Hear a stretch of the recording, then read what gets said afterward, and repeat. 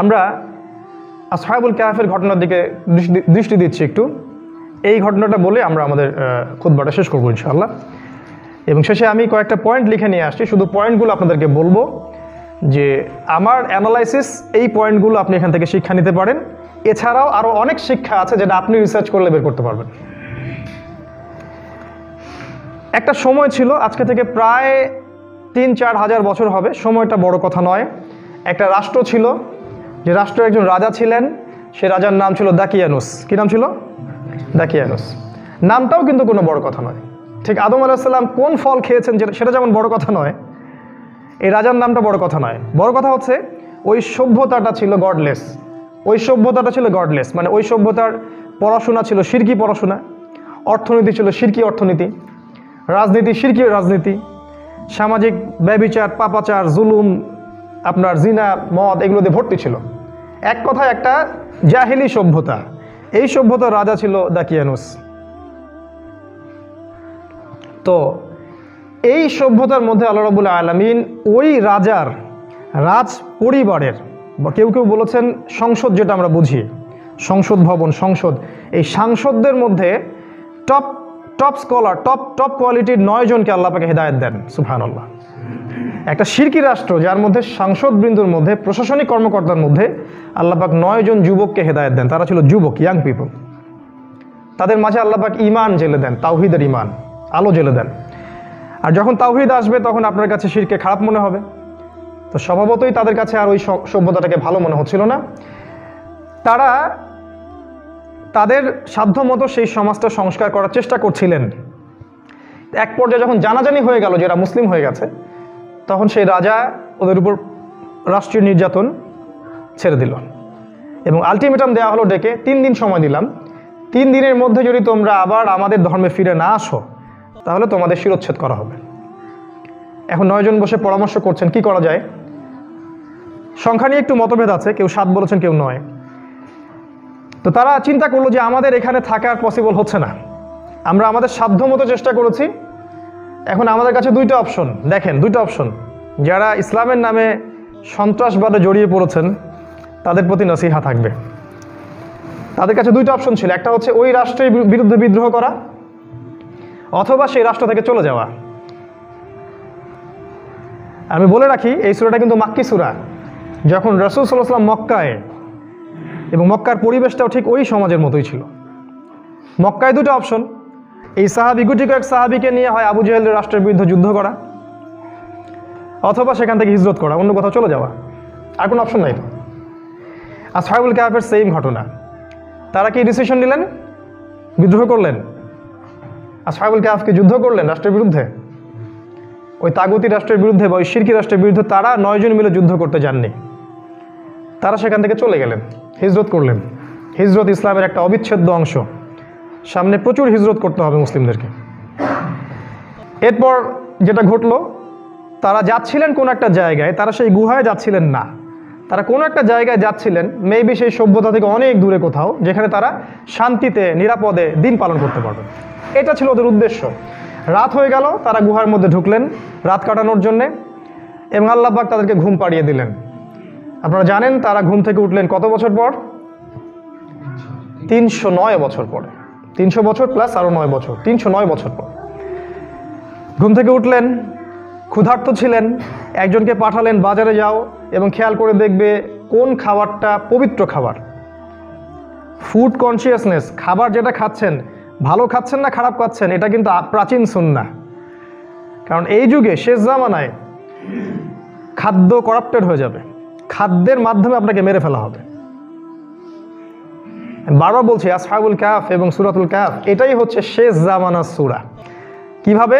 এই একটা সূরাকেই নবী সাল্লাল্লাহু আলাইহি ওয়াসাল্লাম দাজ্জালের সাথে সম্পৃক্ত করেছেন, অন্য কোনো সূরাকে করেন নাই। আর দাজ্জাল শেষ জামানার বড় ফিতনা। তারপর খাবার কিনতে গেলেন, রুটি কিনলেন, অর্থ দিলেন, অর্থ রৌপ্য মুদ্রা, আমাদের মতো বোগাস কাগজের টাকা না, আমাদের মতো ইলেকট্রনিক মানি না, অরিজিনাল ইসলামিক মানি, সোনার কয়েন এবং রূপার কয়েন। রূপার কয়েন দিলেন। 309 বছর ঘুমিয়েছিলেন, তো টাকাটা নষ্ট হয়ে যায় নাই, তাই না? তাহলে ইসলামের মুদ্রা এমন একটা জিনিস হতে হবে যেটার একটা ইন্ট্রিনসিক ভ্যালু আছে, যেটা 1000 বছর পরেও যার মূল্য ঠিক সেম থাকবে। আপনার টাকার মূল্য সেম থাকবে না। প্রতারণা চলছে সারা বিশ্বে, এবং এই কাগজের টাকা দিয়ে সারা বিশ্বের সম্পত্তি লুট করে ফেলছে। মুসলিমরা এখানে নির্বিকার, স্কলারদের কোনো খবরই নেই এগুলো সম্পর্কে। যাই হোক, এরপর যেটা হলো, ওই দোকানদার ধরে ফেললেন, এই টাকা তো অনেক আগের টাকা, কোথায় পেলে, তুমি গুপ্তধন পেয়েছো নিশ্চয়ই। সে বলল, আমি এখানকার রাষ্ট্রের প্রধানের ছেলে, আমি এখানকার সাংসদদের ছেলে, আমি এখান থেকে চুরি করবো কি জন্যে? আমি গতকালকে এখান থেকে বের হয়েছি, আমার সাথীরা সেই গুহায় ঘুমিয়ে আছে, এরা তো মনে করতেছে পাগল ব্যক্তি।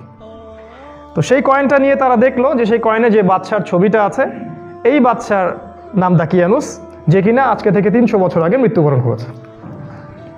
বুঝতে পারছেন কি ব্যাপারটা?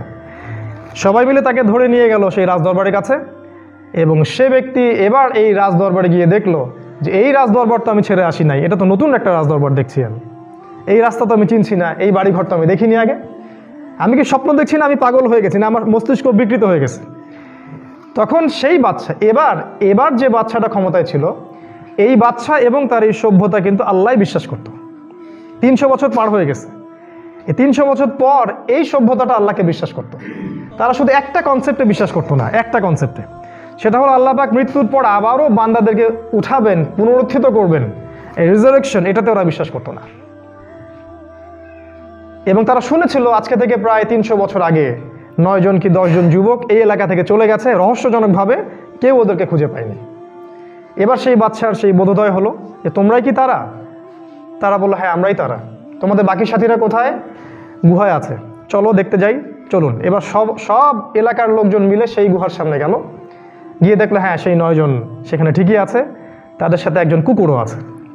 আল্লাহ পাক 309 বছর পর এই 9 জন যুবকদেরকে দিয়ে পুরো একটা দেশের মানুষের আকীদা চেঞ্জ করে দিলেন। সুবহানাল্লাহ। যারা আল্লাহতে বিশ্বাস করতো কিন্তু পরকালের এই পুনরুত্থানে বিশ্বাস করতো না, তাদের বিশ্বাস হয়ে গেল যে আল্লাহ পাক এই 9 জনকে যদি 309 বছর পর উঠাতে পারেন, তাহলে আমাদেরকে অবশ্যই আল্লাহ পাক মৃত্যুর পরে আবারও পুনরুত্থিত করতে পারেন। আল্লাহু কাদিরুন আলা কুল্লি শাই, আল্লাহ পাক সমস্ত বিষয়ের উপরে কর্তৃত্বশীল। এই হলো গল্প। এখন শিক্ষা কি?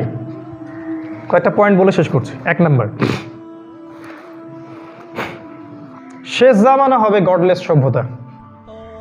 বারবার মনে রাখবেন, আখিরুজ্জামানের সূরা হলো সূরাতুল কাহফ। 1 নম্বর শিক্ষা হচ্ছে শেষ জামানাটা হবে গডলেস, ঠিক যেমন আসহাবুল কাহফের সভ্যতা ছিল গডলেস। আপনি শেষ জামানার আপনার রাজনৈতিক সিস্টেম দেখবেন, সেখান থেকে তারা ধর্মকে তুলে দিবে।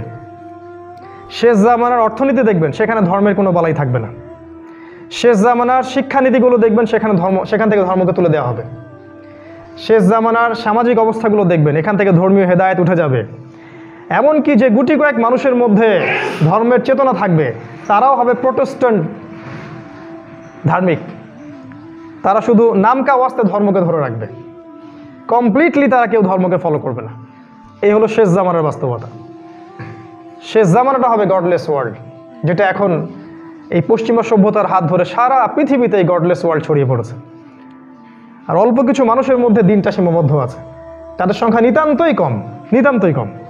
ঠিক যেমন আসহাবুল কাহফের সংখ্যা ছিল নিতান্তই কম। এটা হচ্ছে পয়েন্ট নাম্বার 1। পয়েন্ট নাম্বার 2, শেষ জামানাতেও অল্প কিছু মানুষ এই দিন ইসলামের শেকড়টা আঁকড়ে ধরে থাকবে। ইসলামের শেকড়টা এমন একটা শেকড় যেটাকে পুরোপুরি কেটে ফেলা কখনো সম্ভব নয়। এটা কেটে ফেলবে, আবার গজাবে, আবার আক্রমণ করবে, আবার গজাবে, এবং শেষে এই শিকড়টা থেকে একটা বড় বৃক্ষের জন্ম হবে, যে বৃক্ষটা হচ্ছে ইমামুল মাহদী এবং ঈসা আলাইহিস সালাম, যাদের হাত ধরে আল্লাহ রাব্বুল আলামিন জেরুজালেম, কনস্টান্টিনোপল সহ পুরো বিশ্বের খেলাফা আবারও দান করছেন অচিরেই ইনশাআল্লাহ তাআলা। কোনো সন্দেহ নাই এই বিষয়ে। তো তার পয়েন্ট হচ্ছে শেষ জামানাতেও অল্প কিছু মানুষ হলেও দিন ইসলামকে তারা আঁকড়ে ধরে থাকবে। এটা পয়েন্ট নাম্বার 2। তাই হতাশ হবেন না, এবং আল্লাহর কাছে দোয়া করতে হবে আমরা যেন সেই অল্প সংখ্যক মানুষের মধ্যেই অন্তর্ভুক্ত হতে পারি। আল্লাহ পাক বলেছেন, ওয়া কলিলুম মিন ইবাদিয়াশ শাকুর, আমার ইবাদত গুজার বান্দার সংখ্যা খুবই কম। নাম্বার 3, এই অল্প মানুষ যারা রিলিজিয়ন ফলো করবে শেষ জামানায়, তাদের মধ্যে একটা মেজর অংশ হবে যুবক শ্রেণীর মানুষ। এই যুবকদের জন্যই আগামীর সময়টা আসতেছে, বুড়াদের জন্য আগামীর সময়টা না, তারা চলে যাবে। আপনি থাকতে পারেন, আল্লাহ চাইলে আমরা থাকতে পারি, অথবা আমাদের এই ছোট ছোট বাচ্চাগুলো আছে, এরা থাকবে ইনশাআল্লাহ। সামনের দিনগুলো এই যুবক শ্রেণীর জন্য, আখিরুজ্জামান যুবকদের জন্য। রাসূল সাল্লাল্লাহু আলাইহি ওয়াসাল্লাম বলেছেন, আল্লাহ রাব্বুল আলামিন কিয়ামতের মাঠে 7 শ্রেণীর মানুষকে তার আরশের নিচে ছায়া দিবেন। তার মধ্যে এক শ্রেণীর মানুষ যারা যৌবনকালটা আল্লাহর জন্য উৎসর্গ করেছে। তাই যুবকদের প্রতি নাসিহা থাকবে, জ্ঞান অর্জন করুন, প্রচুর জ্ঞান অর্জন করুন, পড়াশোনা করুন, ভার্সেটাইল বইপত্র পড়ুন, কোরআন, সুন্নাহ, হিস্ট্রি, ইকোনমিক্স, ফিলোসফি সব বইপত্র পড়তে হবে। স্কলারদের শরণাপন্ন হন, আমল করেন, জামা গঠন করেন। যারা দিনের জন্য কাজ করছেন সবার সাথে মিউচুয়াল আন্ডারস্ট্যান্ডিং রেখে চলেন, একটা উম্মাহ গড়ে তোলেন, পরিবার গড়ে তোলেন, শারীরিক প্রিপারেশন নেন, মানসিক প্রিপারেশন নেন, ঈমান তাজা রাখেন, একসাথে থাকেন। সামনে দাওয়াত এবং জিহাদ আপনার জন্য অপেক্ষা করছে ইনশাআল্লাহ, ইনশাআল্লাহ তাআলা। আসহাবুল কাহফের ক্ষেত্রেও তারা ছিলেন অল্প কিছু যুবক। সামনের দিনগুলো হবে যুবকদের জন্য ইনশাআল্লাহ। 4 নাম্বার পয়েন্ট হচ্ছে, এই যুবকদের কিন্তু মধ্যে বেশিরভাগই ছিল উচ্চ পদস্থ কর্মকর্তা। তারা কিন্তু রাস্তাঘাটের ছেলেরা ছিলেন না, তারা কেউই কিন্তু রাস্তাঘাটের অর্ডিনারি পিপল ছিলেন না আমাদের মতো। এই আসহাবুল কাহফের প্রায় ম্যাক্সিমাম ব্যক্তি ছিলেন ওই সময়কার রাষ্ট্রীয় যে পদমর্যাদা আছে, প্রশাসনিক কর্মকর্তার ছেলে। আজকে আমাদের রাজনীতিবিদদের প্রতি নসিহত থাকবে, প্রশাসনিক কর্মকর্তাদের প্রতি নসিহত থাকবে। প্রত্যেক যে সদস্য, প্রত্যেক যে ভাই, মুসলিম ভাই, আপনি প্রশাসনে আছেন, র্যাবে আছেন, পুলিশে আছেন, আর্মিতে আছেন, যে কোনো বাহিনীতে আছেন, ইভেন পলিটিক্সে আছেন, তাদের সবার প্রতি নসিহত থাকবে, আসহাবুল কাহফের মতো হয়ে যান সময় থাকতে। আপনার এই মেধা, আপনার এই শক্তি, আপনার এই ক্ষমতা যা আল্লাহ আপনাকে দিয়েছেন, আল্লাহর পথে ঢেলে দেন ইনশাআল্লাহ। আগামী দিন আপনার জন্য অপেক্ষা করছে। যদি আসহাবুল কাহফ এই 9 জন মিলে পুরো ওই কান্ট্রি, ওই সভ্যতার বিরুদ্ধে থাকতে পারে, আপনারাও পারবেন ইনশাআল্লাহ। আমরা জানি যে আপনারাও মুসলিম, হয়তো চাপের কারণে হোক, দুনিয়াবি কোনো কারণেই হোক, ইমানের চর্চা না থাকার কারণেই হোক, কোনো না কোনোভাবে আপনাদের হৃদয়টাকে করাপ্টেড করে ফেলা হয়েছে। আমরা দোয়া করব আল্লাহ পাক আপনাদেরকে যেন ইসলামের দিকে ফিরিয়ে নিয়ে আসেন। কারণ আপনাদের দ্বারা যে খেদমতটা সম্ভব, সেটা আমাদের মতো অর্ডিনারি পিপলদেরকে দ্বারা সম্ভব নয়। আপনাদের মধ্যে পড়াশোনা আছে, ম্যাচুরিটি আছে, আপনার ওয়ার্ল্ড অ্যাফেয়ার্স বোঝেন, ইকোনমিক্স বোঝেন, পলিটিক্যাল সায়েন্স বোঝেন, আপনার রিলিজিয়নও বুঝবেন ইনশাআল্লাহ। সঠিক জায়গায় আসলে রিলিজিয়নও বুঝবেন ইনশাআল্লাহ। আপনাদের মধ্যে সামরিক ট্রেনিং আছে, যেটা সামনের দিনগুলোতে খুব প্রয়োজন হবে। সার্ভাইভ কীভাবে করতে হয় সেটা আপনারা জানেন। প্রত্যেক প্রশাসনিক বড় বড় কর্মকর্তা জানে যে মালহামা সামনে আসছে। আমরা জানি না, তারা জানে, প্রত্যেকেই জানে। আমরা তাদের জন্য দোয়া করব এবং তাদের জন্য আমরা হেদায়েতের আলো মিম্বর থেকে ছড়িয়ে দিব। আল্লাহ পাক তাদেরকে ইসলামের দিকে ফিরিয়ে আনুন এবং সমস্ত পাপাচার, সমস্ত ঘুষ, সমস্ত দুর্নীতি, জালেমের সাহায্যকারী হওয়া এবং অন্যায়কে পেট্রোনাইজ করা, এই সমস্ত বিষয় থেকে আল্লাহ পাক ওদেরকে বের করে নিয়ে আসুন। আল্লাহুম্মা আমিন। 5 নাম্বার, প্রচেষ্টা এবং দোয়া। আসহাবুল কাহফ শুধু দোয়াই করেননি, প্রচেষ্টাও চালিয়েছেন। যতক্ষণ তারা সেই সমাজে ছিলেন, তারা দাওয়াতি কাজ করেছেন এবং একই সাথে আল্লাহর কাছে দোয়াও করেছেন। কি দোয়াটা করেছেন? দোয়াটা আমরাও সবাই করি। তারা বলেছেন, রব্বানা আতিনা মিন লাদুনকা রাহমা ওয়া হাইয়্যি লানা মিন আমরিনা রাশাদা। তাদের দোয়াটা ছিল এরকম, হে আল্লাহ, আমরা চেষ্টা করছি, 9 জন মিলে চেষ্টা করছি সমাজকে সংস্কার করার। হে আমাদের প্রতিপালক, আতিনা মিন লাদুনকা রাহমা, আপনার পক্ষ থেকে আমাদেরকে রহমত দান করুন। ওয়া হাইয়্যি লানা মিন আমরিনা রাশাদা, আপনি আপনার সাহায্যে আমাদের সব কাজগুলোকে সুন্দর মতো সমাধান করে দিন। আল্লাহর রহমত এবং সাহায্য না থাকলে প্রচেষ্টা কোনো কাজে আসবে না। আবার শুধু দোয়া করেই ক্ষান্ত থাকলে হবে না, চেষ্টাও চালাতে হবে, তখনই গিয়ে একটা রেজাল্ট পাওয়া যাবে ইনশাআল্লাহ। এটা 5 নাম্বার। 6, হিজরত। এটা শুনতে শুনতে আমার পক্ষ থেকে হয়তো বিরক্ত হয়ে গেছেন আপনারা, কিন্তু সামনের দিনগুলোতে বুঝবেন এটার বাস্তবতা কতটুকু। এই কথাগুলো আপনাদের মনে পড়বে ইনশাআল্লাহ। আসহাবুল কাহফ ওই সমাজে চেষ্টা করেছিলেন, পারেন নাই, দোয়া করেছেন, এক পর্যায়ে সেখানে টিকতে পারেননি, কারণ জালেমের শক্তি এত বেশি ছিল, তারা টিকতে পারতেন না। এক পর্যায়ে তাদেরকে ছেড়ে চলে যেতে হয়েছে সেই সমাজ। সামনের দিনগুলোতে আপনি যখন দেখবেন আরও বেশি বেশি সমস্যা আসছে সমাজে, একটার পর একটা ফিতনা আসছে, মালহামা লঞ্চ হচ্ছে, রাষ্ট্র রাষ্ট্রে যুদ্ধ জড়িয়ে পড়ছে, খাবার পাবেন না আপনি, খাবার, পানি, বিশুদ্ধ বাতাস, এগুলো সংকট হচ্ছে, আপনাকেও অনেক দূরবর্তী কোনো কান্ট্রি সাইডে হিজরত করতে হতে পারে। সেই প্রিপারেশন এখন থেকে নিয়ে রাখতে পারেন। এটা আমার নাসিহা। ডিসিশন আপনি নেবেন, এটা আমার নাসিহা। কারণ আমি নিজের জন্য যা পছন্দ করব আপনাকে সেটাই বলব। হিজরত একটা অবিচ্ছেদ্য অংশ। আমাদের নবীকে হিজরত করতে হয়েছে মক্কা থেকে মদিনা, তার আগে মক্কা থেকে আবিসিনিয়া, তার আগে মক্কা থেকে তায়েফ। করতে হয়নি? রাসূলের সুন্নাহ এটা। ইব্রাহিম আলাইহিস সালামকে হিজরত করতে হয়েছে, আসহাবুল কাহফকে হিজরত করতে হয়েছে। আপনি যখন ঈমান নিয়ে চলবেন, প্রকৃত ঈমান, যে ঈমান নিয়ে চললে হাতের মধ্যে আগুন রাখার মতো হবে, তখন এই দুইটা অপশনই আপনার সামনে থাকবে। হয় সেখান থেকে ঈমান নিয়ে হিজরত করা, অথবা আল্লাহর পথের দাওয়াত এবং জিহাদের রশি ধরে রাখা। তৃতীয় কোনো অপশন সেখানে নাই। এটা একটা বিষয়।